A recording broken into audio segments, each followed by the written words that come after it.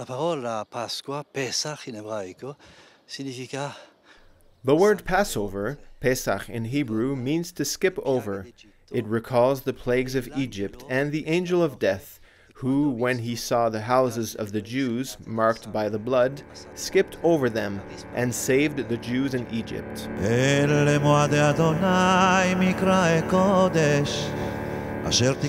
It's precisely this event that seals the end of the Jewish slavery in Egypt. Through this arid desert, they then wandered for 40 years before reaching the Promised Land.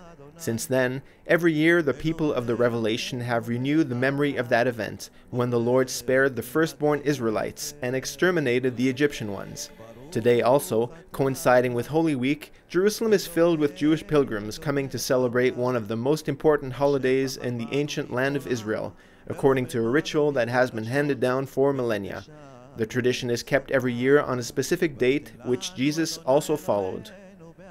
Quindi Gesù si è inserito nel contesto della celebrazione. Jesus came in the context of the celebration of the Jewish Passover to bring a fundamentally new thing. When he presented the bread, he took the matzah, the unleavened bread, blessed it, and said, "This is my body." And then, over the cup, he said the words of the covenant taken from Exodus 24. This is the blood of the new covenant. Questo è il sangue della nuova alleanza. In a sign of profound continuity with the Old Testament, Christ introduces an extraordinary novelty. His sacrifice seals the fulfillment of the Old Covenant and the beginning of the New.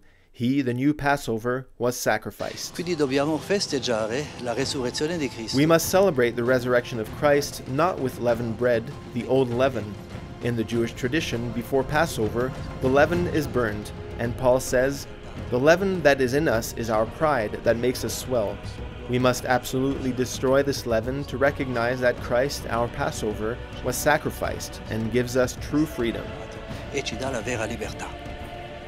The Jewish Passover and Christian Easter are celebrated this year just one day apart. This further emphasizes the promise of God who never left his people, and who fulfilled the revelation of the Jewish Passover in the Passover of Christ, accomplishing the promise he made to Abraham and the prophets. Cristo è colui che in Abele Christ is the one who was killed in Abel, bound in Isaac, went on pilgrimage in Jacob, was sold in Joseph, exposed in Moses, slain in the Lamb, persecuted in David, dishonored in the prophets.